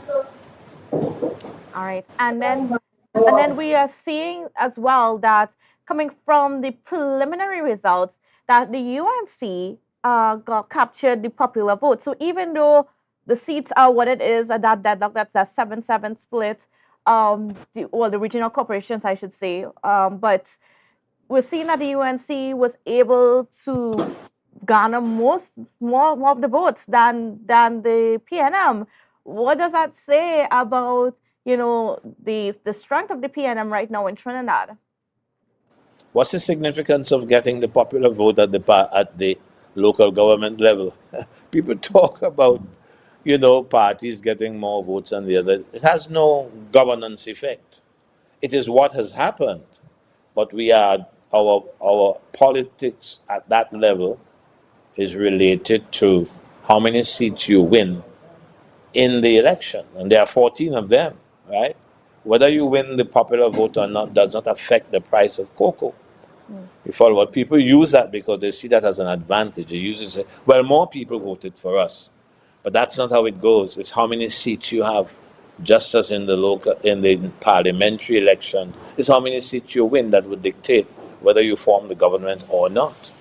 So people use that because it can be a talking point. But it's a useless talking point. Except, of course, a party gets the wins the popular vote but does not win a seat, then that becomes a very constitutional matter, a matter for constitutional reform. How can a party not win a seat even though it has the majority votes in an election? For there's a lot to be done, you know. People have to get more engaged in the process, and Tobago itself has to get engaged. Even though these elections are for Trinidad and we have our own House of Assembly elections, it's one country, and therefore we must be in, but show the kind of interest that running a unitary state, that's what we call it, implies. And as he You know, mentioned, Candice, just before you come in there, Dr. Rowley told us many times in the past that the reform itself and the kind of governance mimics what happens at the House of Assembly, and that is something we should be discussing. When we look at the legislation for local government reform, is it like what happens at the level of the House of Assembly? We are not discussing these issues, and we need to. How are these corporations going to be funded? You know, whose policies are they going to implement? Their own or the policies of the government? and then as we are talking about Tobago, what about the results in regards to the PDP, especially where Watson Duke is concerned? I mean, he was not able to garner enough votes, or he Did you barely able expect to make a him dent to? in Port of Spain. Did you expect him to? Well, it was not really for me to expect, but it was just to wait and No, to see what as was a going to member of the happen. population, you should be. But no, Mr. Duke did not make any impact whatsoever. I don't know what his takings are with respect to the seats that his party went up in. I don't know. But he doesn't have that kind of appeal in Trinidad, and the results, of course, suggested that. Not only that, you know, but the other parties, even though they did better than they thought they would, they are still a distance away from winning seats for representation at the level of the councils of the corporations. Say for the political future of Mr. Duke. So he tried Trinidad, he declared, he wants to be mayor of Port of Spain. He tried it. It did not work. It didn't work close to in his favor, not even close to, because when he went for an independent candidate in 2015, he was actually able to gain some more votes in a couple polling stations than the elected candidate in Roxborough. And it was from then that he built out the PDP. However, we're not seeing anything like that with this try in Port of Spain. If he's really serious, he has a long way to go. What's there for him to do now? He must effect the kind of politics that he wants to effect, right? But he has a long, long way to go before he can get to the point where he can be the mayor of anything, and certainly the prime minister of anything. So I think we might be spending more time on Mr. Duke than the situation warrants. All right. And then when you just look at just the general feeling on the ground, now, like Dr. Rowley said last night, the elections have come and gone, and now it's on the road to general elections in 2025. What is the feeling on the ground right now among the people? Do they care? Do they not care? Well, I don't know that people are calling. I mean, there will be some people who want an election to be held so they can have an opportunity to kick him out. But it's a long way to go. and a lot of politics will take place before 2025 arrives. You follow? Um, a day in politics can be a long, long time. I want to tell you that. Right? So, Dr. Rowley is probably hinting that there's a need to begin implementing the act, because the act has been assented to, and so how long, we must ask ourselves, would it take to put the machinery in place in each of the 14 corporations, so we can say that the government is following the very act that it created. We don't know. We'll see. Talk is cheap, Candice.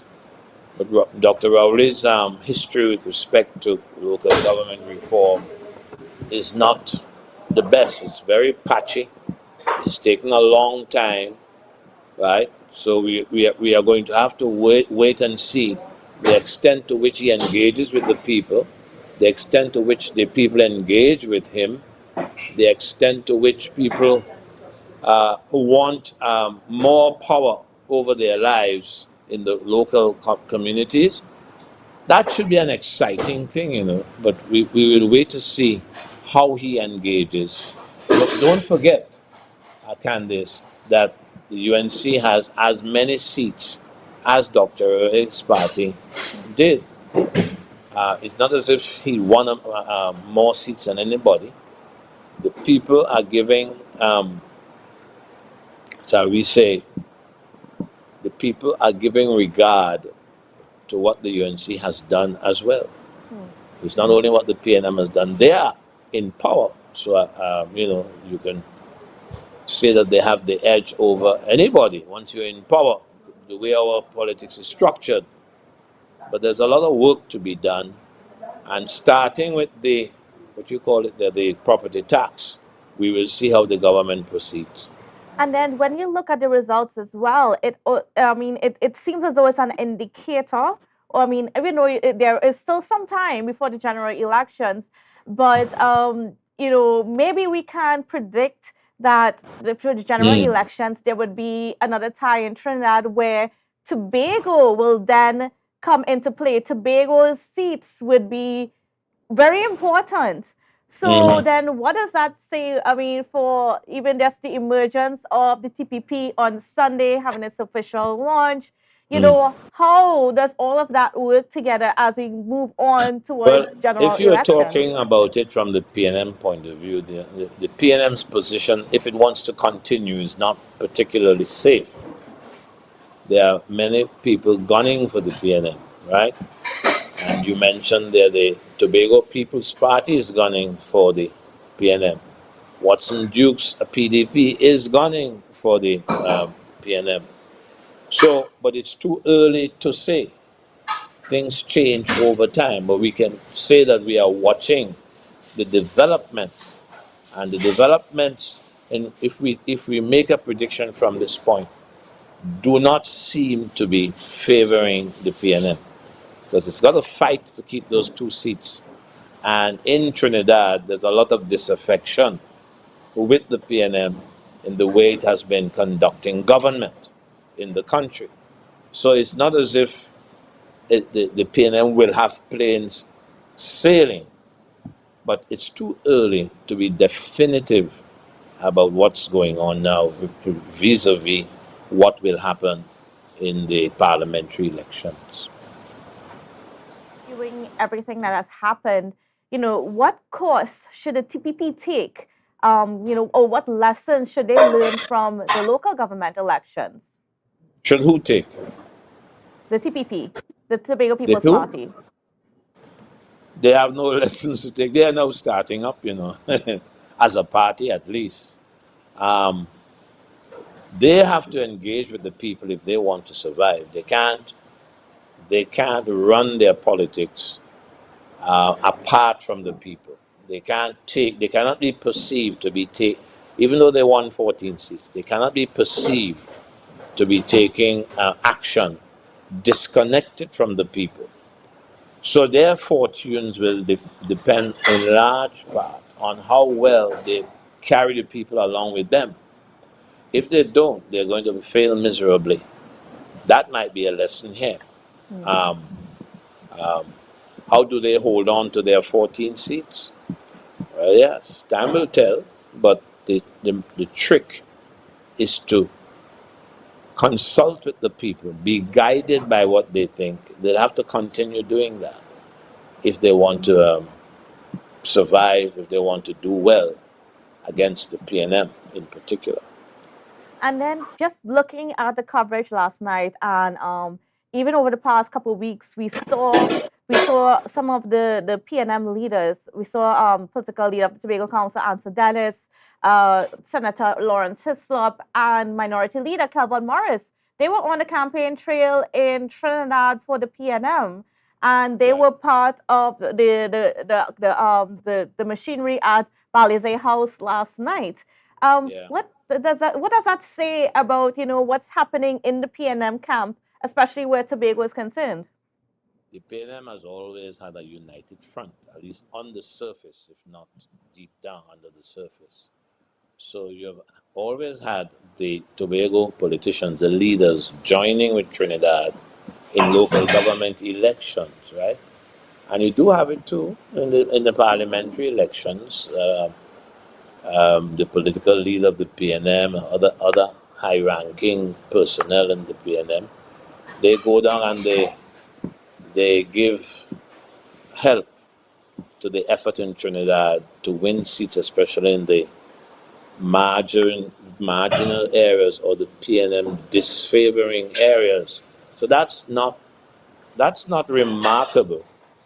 The PNM has that sense of public unity. I mean, they have their own problems, but they are very good at not expanding those problems beyond the party itself. So, but people look at them all the time because they're the ones in charge, and they are looking, the PNM are looking at what's transpiring in Tobago. We have seen Barry Augustine, they're now calling him FC Augustine, Barry Augustine, calling for the general elections. In fact, suggesting that the PNM should, the Prime Minister should have called a general election rather than a local government election, So there's a lot of pressure being put on Dr. Rowley and his team, but it's going to be a very brave man, very brave analyst who could tell you definitively that these are the results that we are going to witness in 2025. Let me just take that out. Okay, and Dr. Winford James, well, we are unfortunately out of time for this segment, but I definitely want to thank you for being on with us and for giving us your perspective after what was a pretty long night. Okay, you're All right. welcome. Thank you so much. All right, viewers, so don't go anywhere because we got a lot more coming up for you as we unpack the local government elections.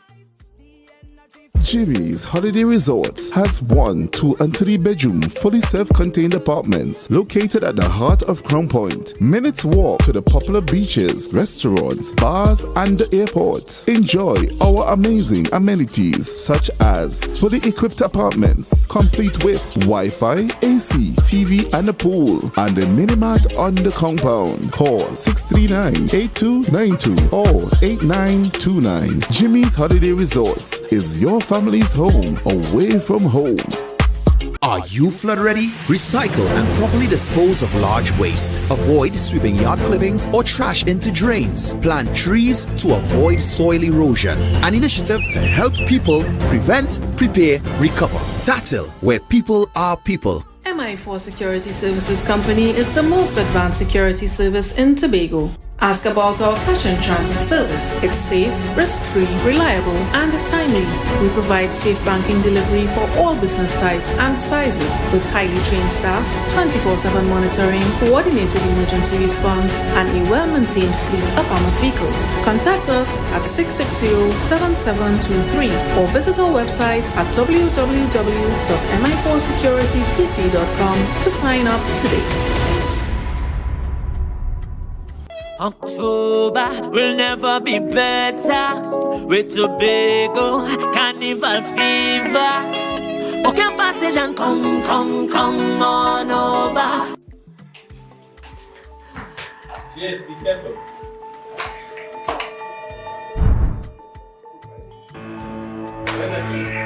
Honey, I feel I'm going to start to cook, yes, because these children must be hungry now. Right? Okay.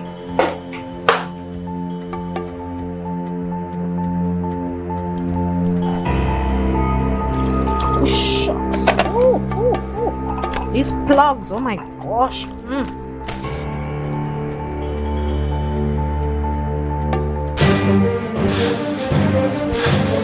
Hey, Richard, hey, come from there. Come from there. What's going on in here? Oh God, I should have buy service, boy. What would you do if this happened to you?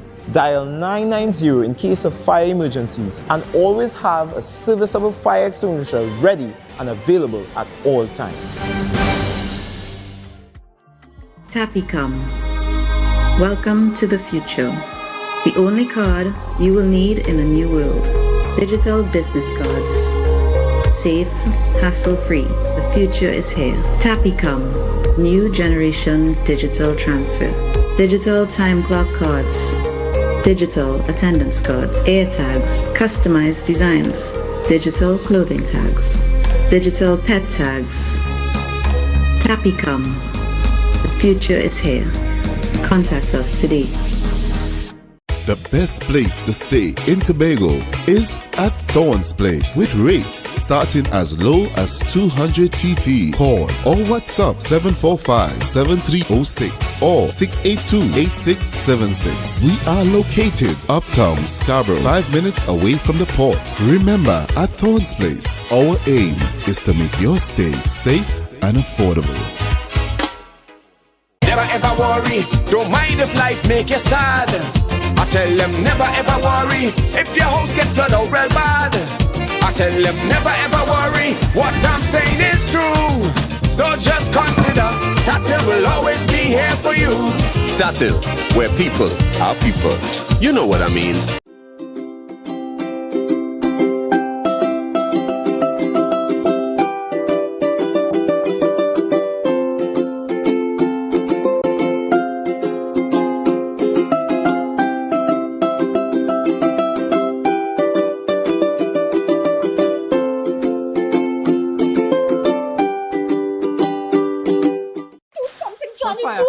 Call fire. What's the number? Oh God. Fire emergency, good afternoon. You said the building is on fire. Are there any persons trapped? 4 persons. What is the address of the call, ma'am? Number 4, Candy Drive, Pier Road. Can I have your name, please? Miss Bihari. Thank you, Miss Bihari. I'll be dispatching an appliance. Central Control from Fire Control. Go ahead, Fire Control. Central Control is receiving over. Central Control, have a plans and crew. Respond to our residential fire. Same is at number 4, Candy Drive, Pier Road, Chabonas. 4 persons are trapped, 2 adults, 2 children. They were unable to make contact with fire service, so she called on their behalf. Transmission received loud and clear. Operator at Central Control 3463. Firefighter Wiley, Central Controller. Create an evacuation plan for you and your family and practice your escape.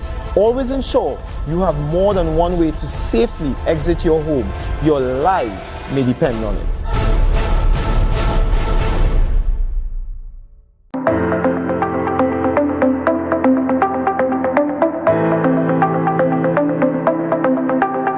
Full disclosure with the executive every Thursday at 8 p.m. only on Tobago Updates. Real questions and honest conversations with the sole aim of keeping you fully in the know. Full disclosure with the executive every Thursday at 8 p.m. only on Tobago Updates. Helps me secure their future, provides financial protection with added benefits. Whole Life, the affordable financial benefits plan. Tattoo Life, guaranteed protection. Excel Spa by Haley, where our highly trained staff are ready to deliver the top-class services in facial massages, waxing, nail enhancement and body treatment, We are ideally located at Coco Avenue, Switzerland, Tobago.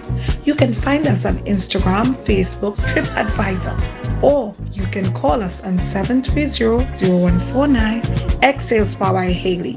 Relax, renew, and rejuvenate. It's a different type of thing down there. Man, we party till we drop down there. With a lot of pretty girls down there. Down in Tobago. Are you flood ready? Monitor trusted sources for info. Wear protective gear when you clean up. Contact your insurance provider to assess the damage. An initiative to help people prevent, prepare, recover. TATIL, where people are people.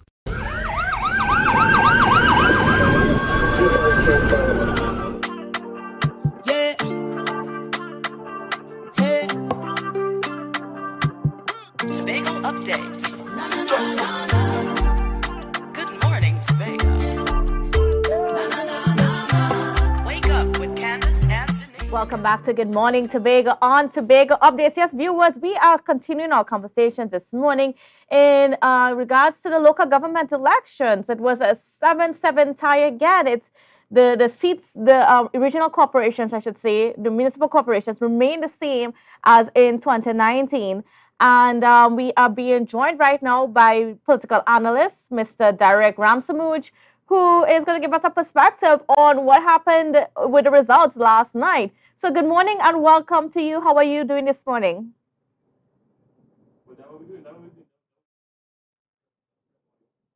All right, it seems we have a little bit of an audio challenge there. Okay, so Mr. Ramsamouche, do we have you as yet? I don't know. Do you? Oh, yes, we do. I can hear you. Good morning and welcome to you, sir. Good morning. How are you? I am great. Now, give us your perspective or your initial reaction, I should say, to the results of the local government elections last night. I believe the media is making much to do about nothing. Bluntly, it's 7-7. We're trying to create stories where there is not a story. What it does show is a failure of the existing political directorate to capture the imagination of the voters, notwithstanding the different types of campaign that were conducted. One, where the UNC was trying to create a national referendum on the leadership of Dr. Rowley. Two, where a false type of political accommodation was masquerading as a coalition. Three, where Dr. Rowley was talking about local government reform, but the local government election did not have any type of local government debate or conversation. Four, where the media failed to actually try to agenda a public conversation about local government reform, as opposed to reporting the diva-like politics. That's all reality. So it was really not of any political substance except showing the, if you want to call it, the political immaturity of the electorate and the politicians pandering to that political immaturity. Now, what happens now? We have the election, the results, other than a change in a few seats here and there, it remains largely the same. What does it mean now for the man on the ground? Nothing. Absolutely nothing. What it does mean, however, is whether or not we will expect to see more political brutality in our political system as that of experience of wanting by the masses, and also where we will see whether the UNC will actually concede and actually ensure the proper implementation of the property tax, or whether we will expect more legal recourse in the different courts. This is not going to impact, because the reality is half of the country has said yes, half have said no.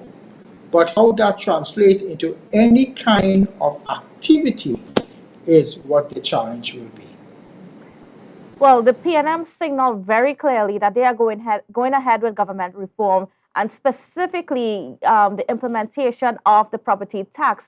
Now, could you give us a perspective on just going in that direction, the implementation of property tax, making sure that the population is on board with it? My question is the THA on board? For you are Tobago-based media, and whether or not, notwithstanding the recent political hostility between the Tobago electorate and the Tobago politicians, so to speak, and the PNM electorate or central government, will the THA implement fully the property tax in Tobago?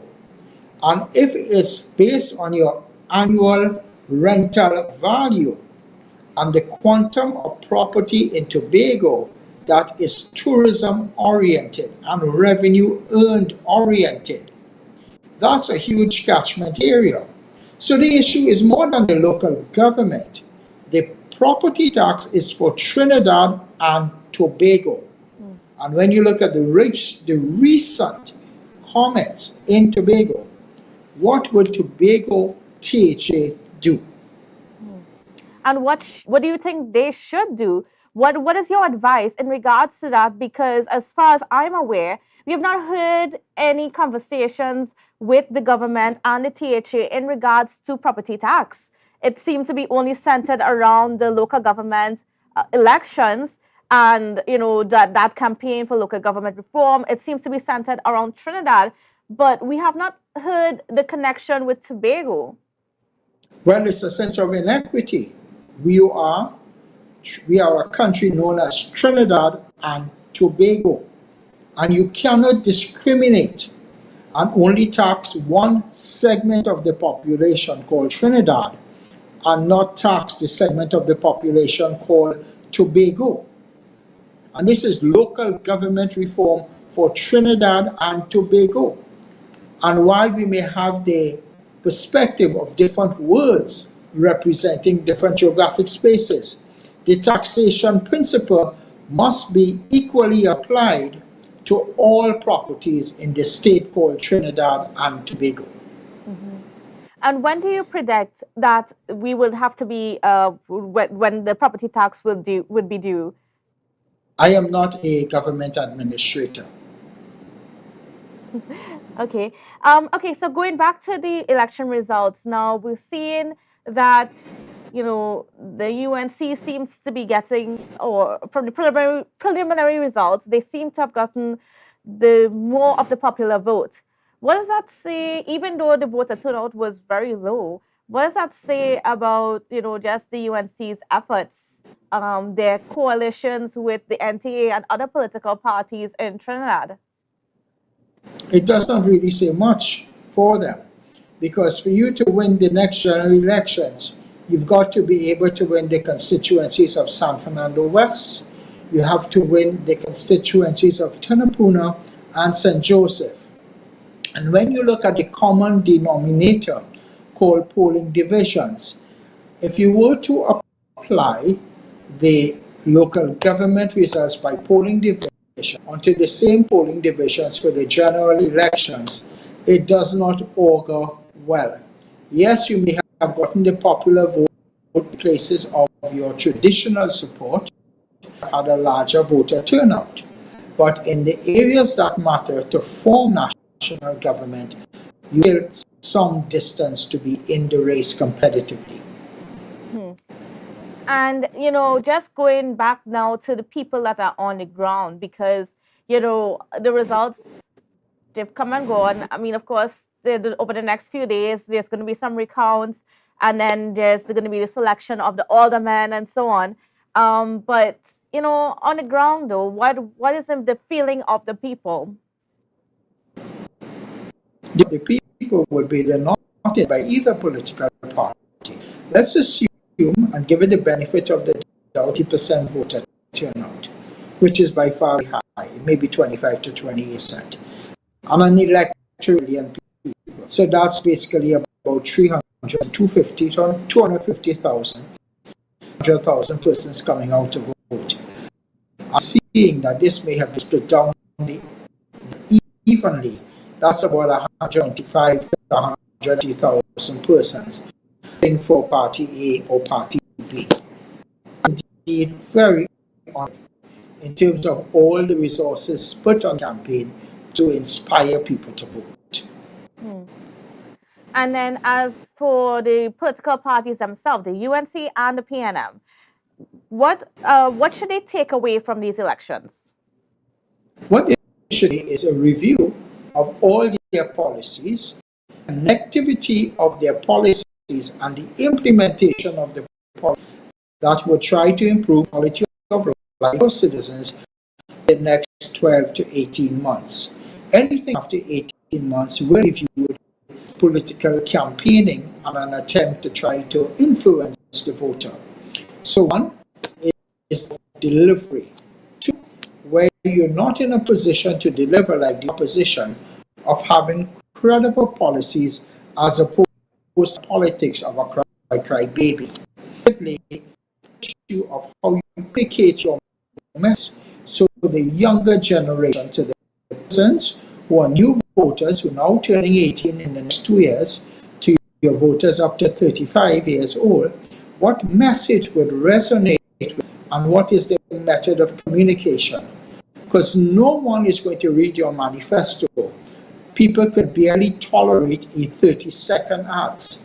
Whether you use new social media platforms like Twitter and Instagram for political messaging is going to be. All right. And then just looking ahead to the general elections, do you have any predictions as yet coming out of these local government elections for general? If I predicted COVID changed the entire dynamics of our country in a 2-year period. Therefore, making a prediction to be Okay. All right, Mr. Ramsamudge. And just your final thoughts, because we just got about a minute left on the program this morning. Just your final thoughts before you leave us this morning. My final thought is what we witnessed last night is a political lesson of not being able to inspire your base or not being able to inspire the undecided or first-time voter. So all the advertisements have failed to inspire people to come out. What we're looking for are solutions in the governance structure that would be relevant. And as we go forward, the role of politics not being in removed from Trinidad must be examined. And perhaps it needs to revisit the writings of A. Robinson and Dr. Murray, find a new space in our national politics for the development of Tobago. All right, I want to thank you so much, Mr. Ramsamudge. It was a pleasure speaking with you this morning and getting your perspectives on the local government elections. And viewers, again, I want to also thank you for being with us. And just be safe there out on the roads. It's a pretty rainy morning this morning in Tobago. So just be safe and and just watch out for yourself and watch out for each other. I want to thank you again, and we will see you again tomorrow. Wake up and hear me neighbor, 60,000 people strong. And